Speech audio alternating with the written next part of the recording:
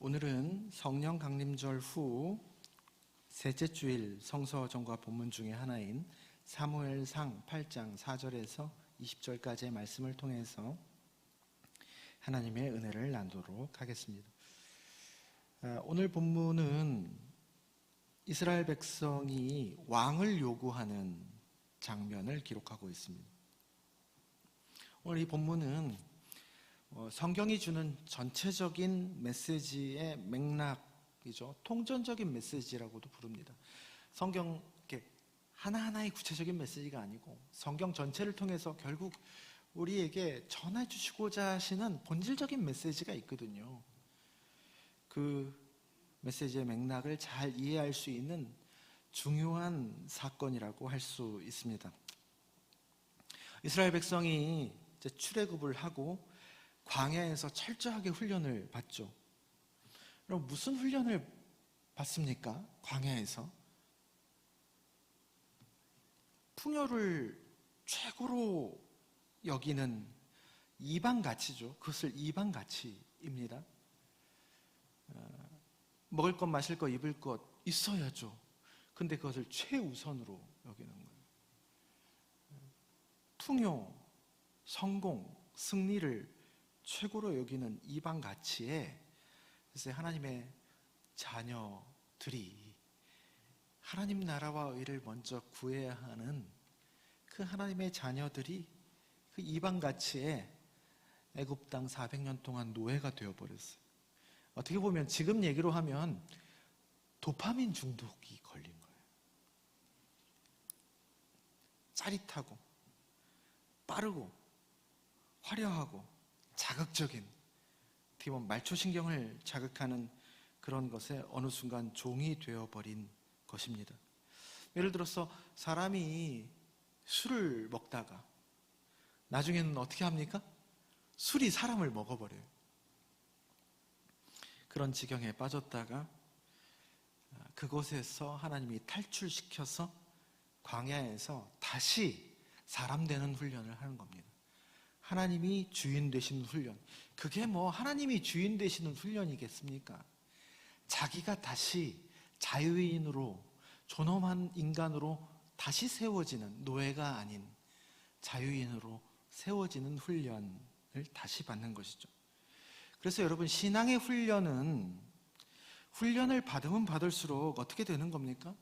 내가 잔뜩 능력을 얻고 내 무기가 더 많아지고 남들보다 뛰어난 존재가 되는 것, 그것을 우리는 훈련이라고 생각할 때가 많이 있어요. 훈련의 목적이 그게 될 때가 많이 있어요. 더 특별하고 더 뛰어난 사람이 되는 것, 그래서 열심히 훈련을 받는 것. 밖에서는 그럴 수 있어요. 근데 신앙 훈련은 그렇지 않습니다. 신앙의 훈련이라는 것은 공간을 확장하는 것이다 라고 제가 가끔씩 소개하는 헨리 나우엔이라는 작가가 말했죠. 여러분, 무슨 공간이죠? 공간을 확장하는데 하나님이 활동하실 수 있는 공간이 확장되는 겁니다. 어디서요? 내 마음 안에서, 내 삶 안에서 하나님이 운행하실 수 있는 공간. 예전에는 요만큼 있었는데 나머지는 다 내가 했어요. 근데 점점 그 공간을 더 확보하는 거예요. 내 마음 안에, 내 삶 안에서. 그것이 더 넓어지는 과정이 다름 아닌 신앙의 훈련이고 영적인 훈련이고, 그게 영적인 성장이고 성숙이라고 할 수 있습니다. 그래서 세상이 말하는 우리가 그냥 피상적으로 알고 있는 훈련은 더 강해지고 우리가 더 많이 할 수 있고 하는 능력을 키우는 것이라고 할 수 있겠지만은, 진정한 신앙의 훈련, 영적 성장은 어떻게 보면 역설적이게도 약해질 수 있는 능력이라고도 말할 수 있겠습니다. 그래서 그 방법으로요, 내가 내 안의 공간을 하나님한테 거저 내어드리는 거예요. 약해지는 거죠. 그 약함으로 내 안에 하나님이 운행하시는 공간을 더 드러내므로 하나님의 강하심을 내 존재로 더 드러낼 수 있는 것, 그것이 우리 믿음의 선배들이 해왔던 신앙의 훈련이고 성경은 우리를 그리로 인도하는 것입니다. 그 훈련을 이스라엘 백성들은 40년간 광야에서 철저하게 받았습니다. 그래서 뭐를 훈련받냐? 하나님의 주인 되심, 로드십입니다. 리더십 훈련이 아니에요. 로드십입니다. 주 되심, 하나님의 주인 되심을 40년 동안 광야에서 철저하게 각인한 후에 약속의 땅 가나안 땅에 드디어 입성합니다. 약속의 땅 가나안 땅에 입성하는 것, 자기의 능력으로 여러분 했습니까? 성경을 보면 하나님의 전적인 도우심으로 그 땅에 들어가 살게 되었죠. 그래서 여리고성 그 난공불락의 석을 자기의 능력으로 힘으로 했습니까? 하나님이 시키는 대로 도운 거예요. 그 훈련을 40년 동안 받아서 묵묵히 한 거예요. 그랬더니 그 땅을 정복하고 한 겁니다. 근데 들어갔어요. 그렇게 해서. 근데 그 땅은 결코 평온한 땅이 아니었습니다. 산적한 문제가 늘 있었죠. 속 시끄러운 일들이 끊이지 않는 환경이 또한 가나안 땅이었습니다. 그곳에 살고 있었던 이방 민족과의 갈등 문제가 아주 얽히고 설켜 있어요. 그리고 그 땅에 살고 있는 이방 민족과의 관계뿐만이 아니라 주변 강대국들, 꼭 우리나라와 같았죠. 주변 강대국들 역시 하나님을 모르는 힘센 나라들의 상존하는 위협이 항상 도사리고 있었죠. 가나안 땅에서. 그래서 그때 자신의 능력으로 도무지 해결할 수 없는 문제들에 이스라엘 백성들은 봉착하게 됩니다. 블레셋, 모압, 암몬, 미디안 같은 주변 나라들이 쳐들어와서 괴롭힐 때 하나님은 그때마다 하나님의 뜻을 따라서 그 문제를 해결할 사람을 부르시고 세우셨습니다. 그 사람을 가리켜서 사사, 판관이라고 하죠. 그래서 영어 성경에 보면 이 사사기를 judge, 그러니까 판단하는 사람, 판사, judges라고 사사기를 번역해 놓았습니다. 그 이야기들이 사사기에 기록되어 있죠. 총 몇 명의 사사가 있었습니까? 14명의 사사가 있었습니다. 그 말은 뭐냐면 14번의 큰 문제가 있었다는 뜻이에요. 큰 문제와 위기가 14번이 계속 돌아가면서 있었다는 겁니다. 그래서 그 중에 우리가 익히 아는 사사가 누구죠? 드보라, 기드온, 삼손, 영화로도 나온 삼손과 데릴라에서 나오는 삼손 같은 사람이 사사입니다. 그리고 마지막 14번째 사사가 바로 오늘 본문의 사무엘입니다. 여러분, 이 사사는요, 앞에서 지도자 역할을 했지만 왕은 아니었습니다. 이스라엘의 왕은 누굽니까? 이스라엘 왕은 누구예요? 여호와 하나님이십니다. 그래서 가끔씩 사사를 보내주었지만 그럴 때에도 이스라엘 백성들의 생각 속에는, 전체적인 공동체 의식 가운데는 저 사사를 통해서 사사가 다스리는 것이 아니고 사사를 통해서 왕이신 하나님이 일하신다라는 것이 이스라엘 공동체 밑바닥에 흐르고 있었던 겁니다. 그런데요, 그런 삶이 어떨 때 보면, 어떻게 생각해 보면 고달파, 불안해. 하나님이 사사를 보내서 결정적인 순간에 문제를 어찌됐든지 해결해 주시잖아요. 그럴 때는 아이고 다행이다, 역시 우리 하나님이셔. 그러다가도 별일 없으면 또 아무 보이는 대상이 없어요. 붙잡을 만한 존재가 없어요. 하나님이 물론 왕이시라지만 모호하고 애매하고 보이지를 않아요. 그리고 우리 하나님 느리실 때가 많이 있잖아요. 속이 막 답답해.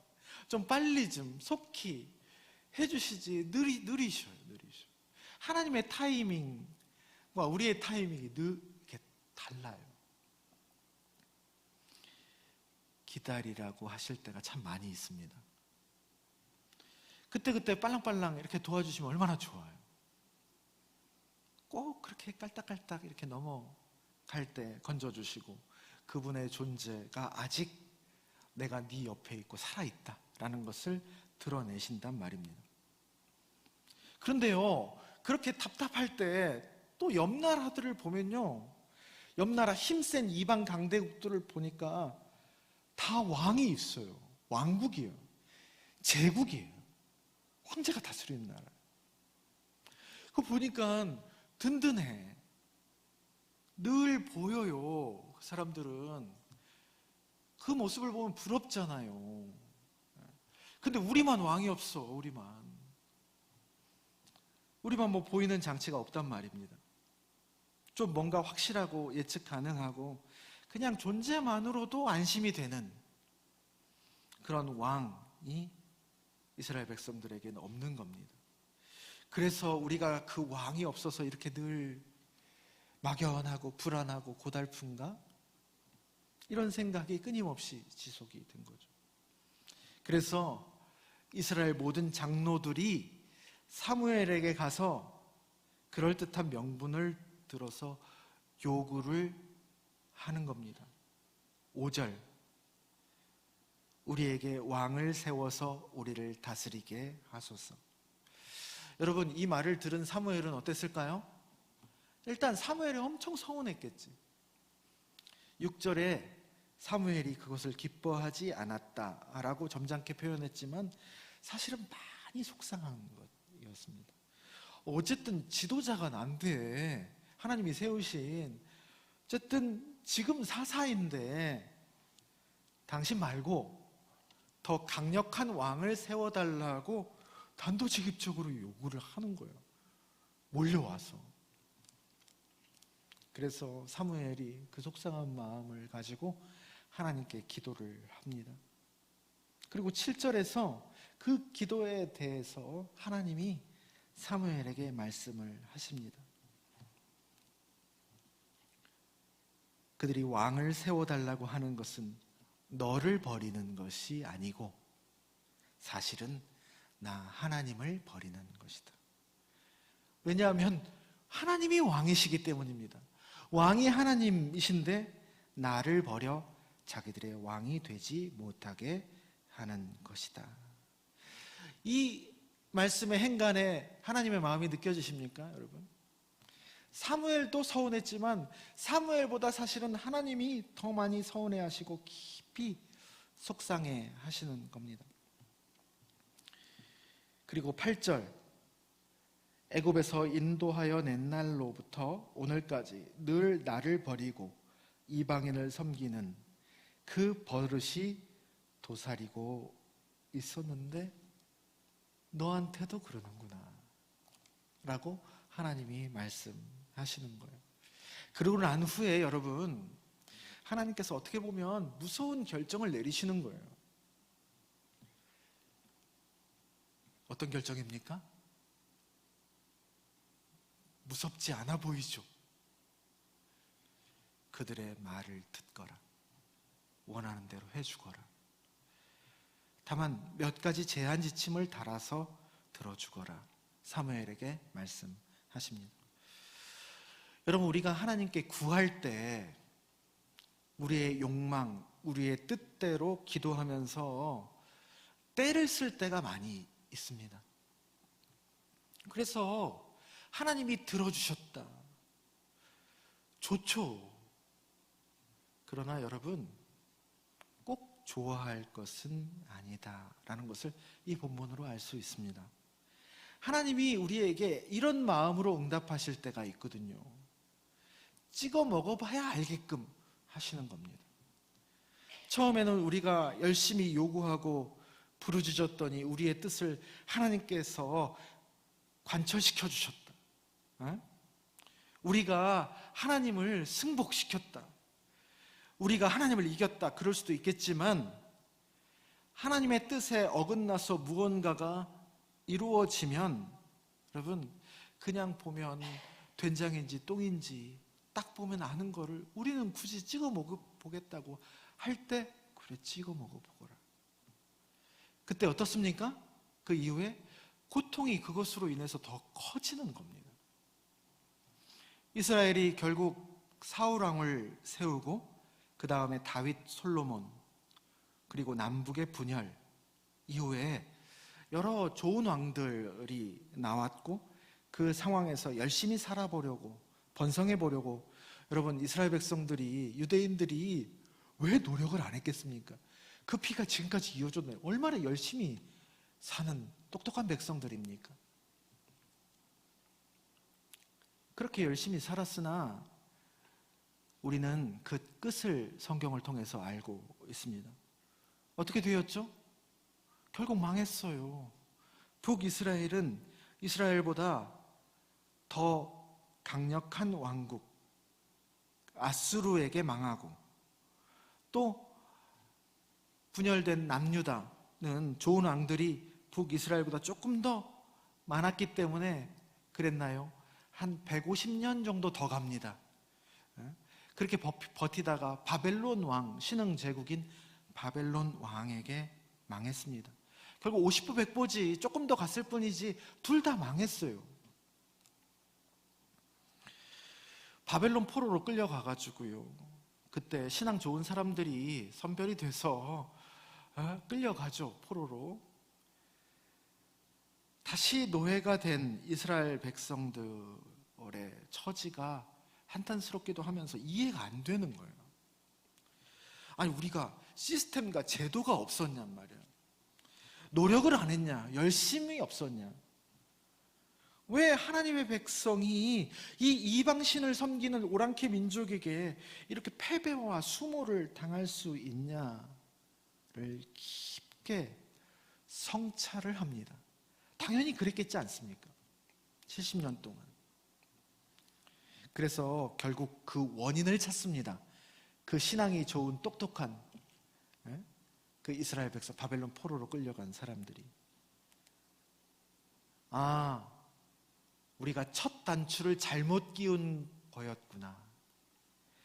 오늘 본문의 이 사건, 우리가 하나님께 왕을 세워달라고 악다구니를 치면서 요구하였던 것, 그것이 패착이었구나 라는 것을 처절하게 깨닫습니다, 바벨론에서.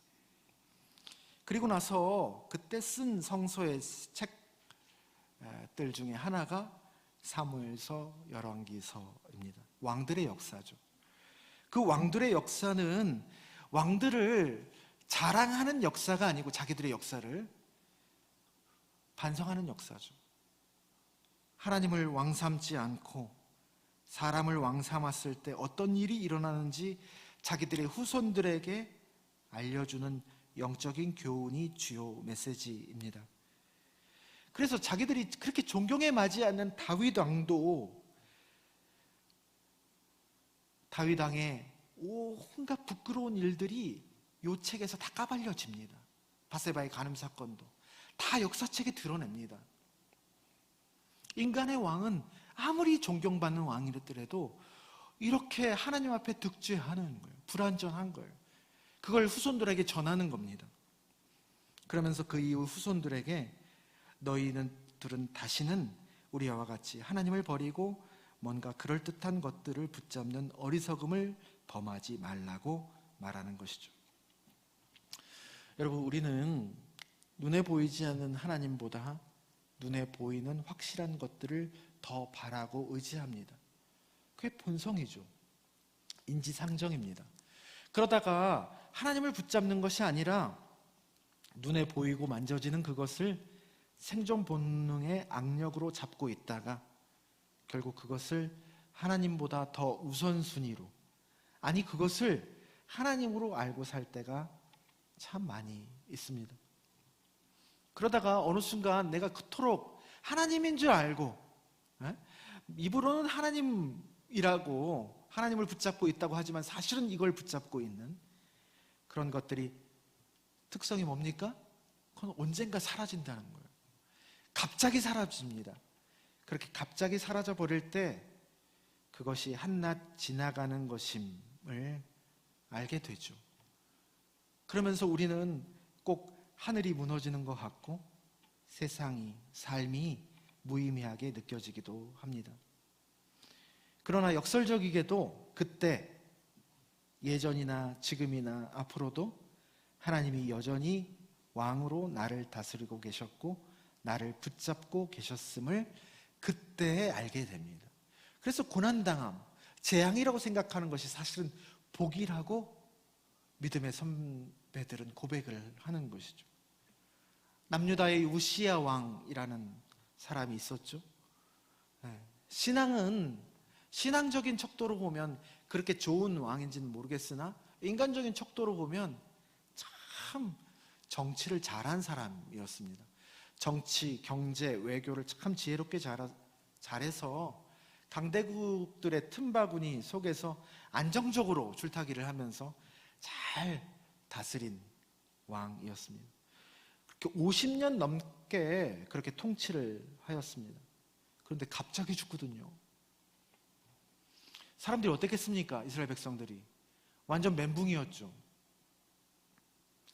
우리는 이제 어떻게 하나? 저 우시야 왕이 없으면 우리는 무너지는 거 아닌가? 라는 생각에 두려워하고 불안해했습니다.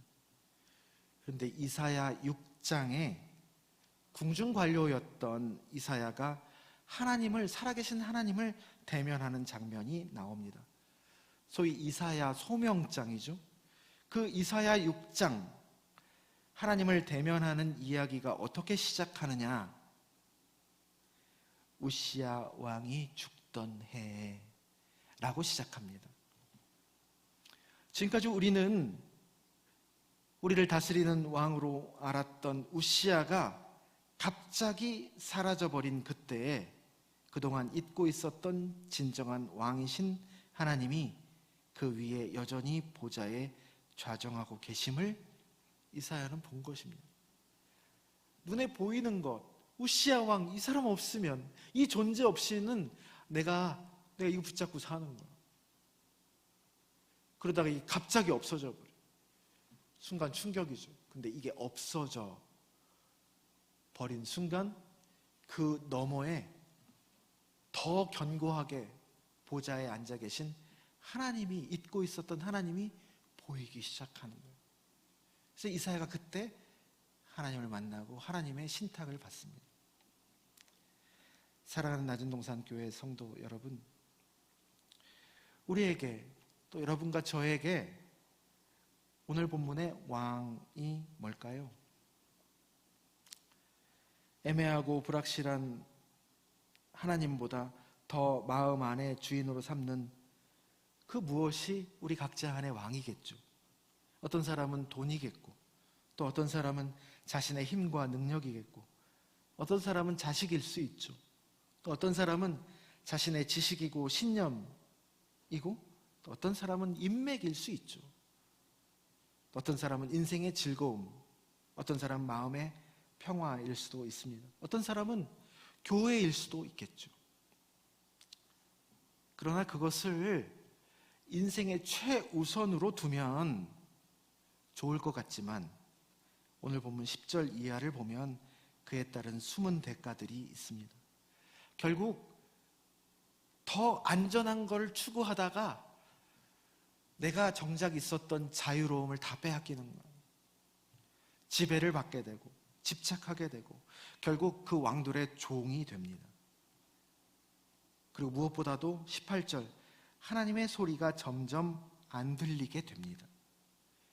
그 경고를 했음에도 불구하고 19절, 20절을 보면 난 모르겠고 그래도 나에게 그 왕, 그 같은 확실한 존재들을 채워달라고 부르짖는 이스라엘 백성의 어리석음을 우리는 오늘 본문을 통해서 봅니다.